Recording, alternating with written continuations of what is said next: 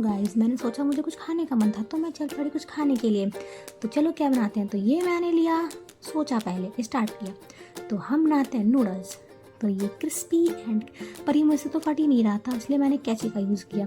अब कैंची से इसको काटने के बाद मैं खोज रही थी कोई बर्तन में इसको डाल दिया। अब डालने के बाद इसको तोड़ने का था, इतना लंबा था भाई ये, तो इसको मैंने बहुत हाथों से अपने मजबूत बना के तोड़ दिया। अब इसके बाद हम क्या करेंगे, इसे क्या करेंगे भाई, क्या करेंगे, सोचो थोड़ा मैंने गाना गा लिया क्योंकि मैं गाने की बहुत शौकीन हूँ। अब मैं इसमें डालूंगी थोड़ी सी मैक्रोनी, क्योंकि दीक्षा को बहुत मैक्रोनी पसंद है और मुझे भी। दीक्षा मेरी छोटी बहन। तो मैंने पूरी पॉलिथीन की डाल दी। अब मैं पानी गर्म करूँगी, उसमें डालूंगी तेल, फिर थोड़ा सा अपना चाउमीन और मैक्रोनी भी साथ में बच्चों।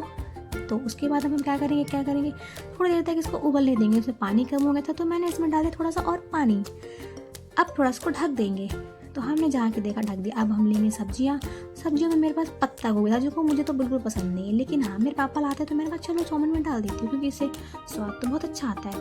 तो ये मैंने काटने लगी, लेकिन मैं काटते काटते गुनगुना भी रही थी, पता नहीं मैं क्या गा रही थी, पर मैं कुछ ना कुछ तो गा ही रही थी। उसके बाद मैंने धीरे धीरे सब्जियाँ काटी, फिर मैंने पत्ता गोभी काटते काटते थोड़ा सा डांस भी कर लिया क्योंकि गाना मेरा फेवरेट बज रहा था। उसके बाद मैंने और थोड़ा सा काटा, लेकिन फिर मन नहीं हुआ तो मैंने मिर्च खा ली, पर मिर्च मैंने खा के देखा अरे ये तो बहुत तीखी है, फिर मैंने वो काट दिया कि इसमें चाउमीन डालने के लिए, क्योंकि उसमें बहुत अच्छी लगेगी। उसके बाद मैंने लिया प्याज, जो कि मुझे बहुत रुलाता है, लेकिन मुझे लगा शायद ये ना रुलाए, तो मैंने काटा प्याज काटने के बाद काट ही रही थी, अभी काटते मैंने काट दिया प्याज। उंगली भी कट गई मेरी, लेकिन बच गई किसी की मेहरबानी की वजह से, क्योंकि मेरी मम्मी पीछे देखी मुझे सुना रही थी। इसलिए मुझे मम्मी इतना सुना रही थी, सुनाते मैं मम्मी की सुनते मुझे रोना आ गया। मुझे इतना रोना आ गया कि मैं रोते रो पड़ी, बहुत ज़्यादा रो पड़ी। फिर मैंने कहा चलो छोड़ो, खाने पे कंसंट्रेट करेंगे। उसके बाद मैंने मैगी तो मैंने बहुत पहले बना चुकी हूँ। मैं तो आज बना रही चाउमीन। मैंने देखा चाउमीन पक गई है, पकी गई होगी, हाँ पक गई है।